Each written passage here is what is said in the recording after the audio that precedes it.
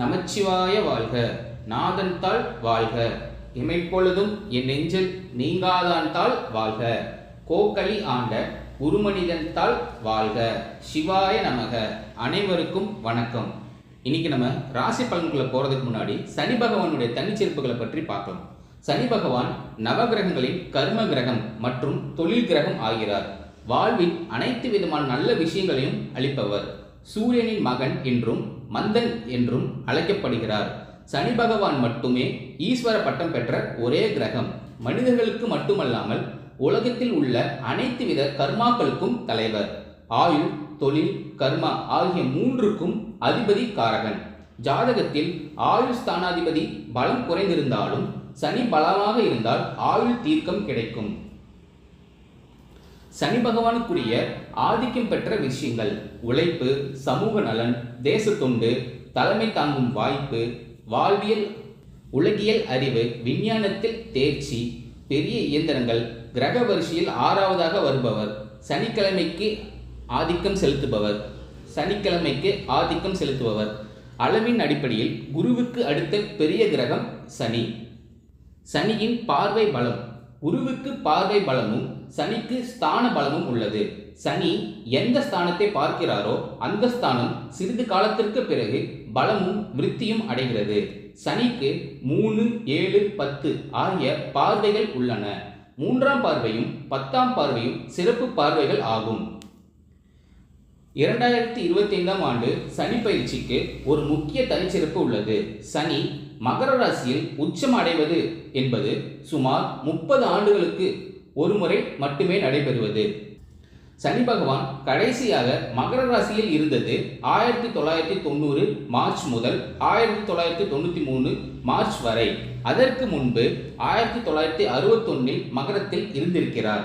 தற்போது 2025 மார்ச் 29ஆம் தேதி முதல் 2028 மே 1ஆம் தேதி வரை சனி மீண்டும் மகரத்தில் பயணிக்கிறார். இதன் மூலம் சனி பகவான் மகரத்தில் உச்சம் அடைவது 32 ஆண்டுகளுக்கு பிறகு நடைபெறுகிறது. இது மிக முக்கிய நிகழ்வு. ஏனெனில் மகரத்தில் உள்ள சனி உச்ச பலம் கொண்டிருப்பதால் நீண்ட காலத்திற்கு ஆழமான மாற்றங்களை ஏற்படுத்துவார். இன்னைக்கு நம்ம மிதுன ராசிக்கான ராசி பலனை பற்றி பார்க்க போகிறோம். மிதுன ராசிக்கு சனி பகவான் பார்த்தீங்க அப்படின்னா 10வது இடத்துல தொழில் கர்ம சனியா 2025 வர்றாரு. மிதுன ராசிக்காரங்களை பற்றி பார்த்தோம் அப்படின்னா மிதுன ராசிக்காரவங்க பேச்சு திறமைக்கு பேர் போனவங்க. இவங்க ஒரே நேரத்தில் பல விஷயங்களை பேசுவாங்க. அவ்வளோதான், இவங்க பேச ஆரம்பித்தா முடிவே கிடையாது. புத்திசாலித்தனத்துக்கு பேர் போனவங்க.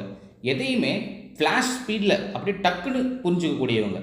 ஆனால் ஒரே மாதிரி வாழ்க்கை அப்படின்னா அது மட்டும் உங்களுக்கு ஒத்து வராது. இவங்களால தனியாகவும் இருக்க முடியாது. எல்லா இடத்துலையுமே கூட்டத்தோடவே சமூகத்திலோட கலந்து இருப்பாங்க.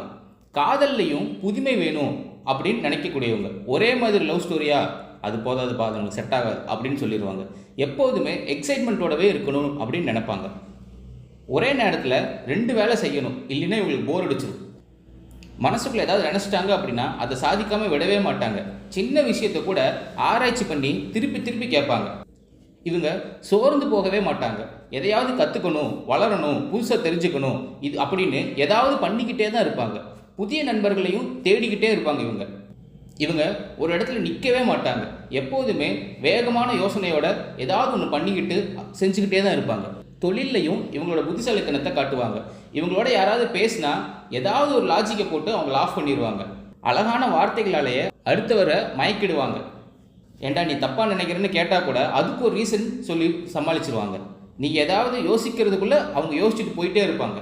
இவங்க கூட வாதம், விவாதம், கணக்கு போடுறதுலாம் இவங்க தான் நம்பர் 1. இவங்களை அடிச்சுக்கிறதுக்கு ஆளே கிடையாது. ஒரே வார்த்தையில் சொல்லணும்னா மிதுன ராசிக்காரங்க உங்கள் வாழ்க்கையில் இருக்காங்க அப்படின்னா உங்களுக்கு எப்போயுமே கலக்கல் தான்.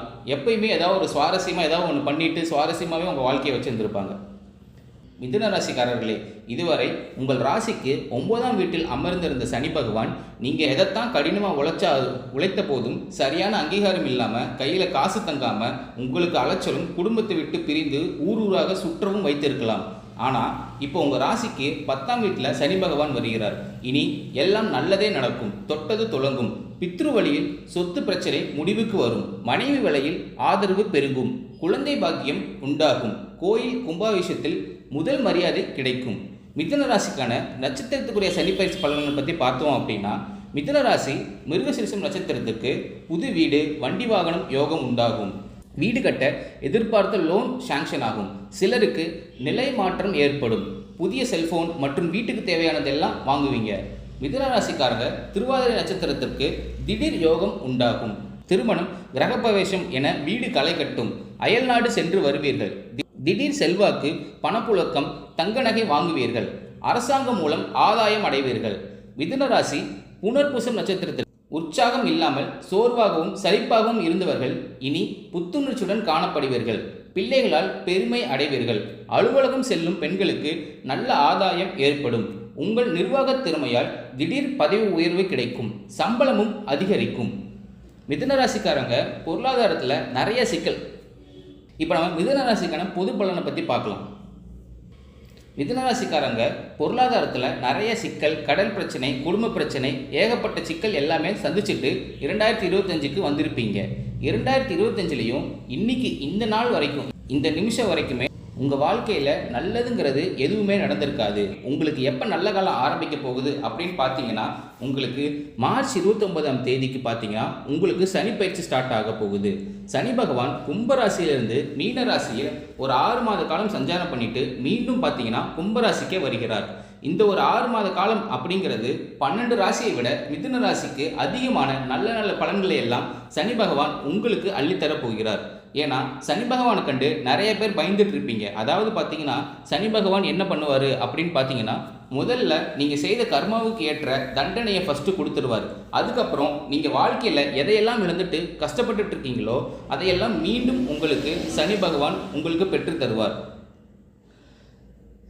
எல்லாருமே சனி பயிற்சிக்கு அப்புறம் பயப்படுறது அப்படின்னு பார்த்தீங்கன்னா ராகு கேது பயிற்சியை நினைத்து தான். ஏன்னா சனி பகவானாவது நல்லது பண்ணுறாரா கெட்டது பண்ணுறாரான்னு ஈஸியாக கண்டுபிடிச்சிடலாம். ஆனால் ராகு கேது பகவான் என்ன பண்ணுறாருன்னே தெரியாது. அதை கண்டே பிடிக்க முடியாது. திடீர்னு ஏதாவது கெட்டது பண்ணி விடுவார். அப்படி இல்லைன்னா நிறைய பேர் பார்த்து பயந்துட்டு இருப்பீங்க. அந்த மாதிரி உங்களுக்கு கிடையாது. இந்த 2 பேருமே உங்களுக்கு நல்ல நல்ல பலன்களையும் நல்ல நல்ல மாற்றங்களையும் மட்டுமே உங்களுக்கு வரக்கூடிய நாட்களில் தரப்போகிறாங்க. மார்ச் 29ஆம் தேதி பார்த்தீங்கன்னா சனி பயிற்சி ஆரம்பமாகுது.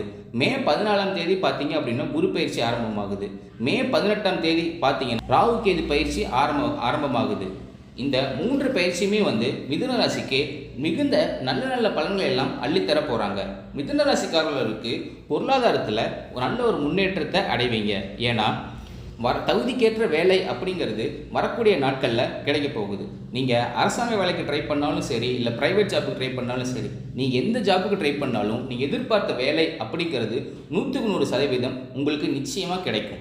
கோர்ட்டு கேஸுன்னு அலையிற நபர்களுக்கு விரைவில் உங்களுக்கு சாதகமான தீர்ப்பு வரும். சொத்து பிரச்சனை உங்களுக்கு சாதகமாக முடியும். தொழிலில் இருந்த தடைகள் விலகுவது மட்டுமல்லாமல் தொழிலில் நீங்கள் செய்யக்கூடிய முயற்சிகள் அனைத்துமே உங்களுக்கு வெற்றியாக மாறும்.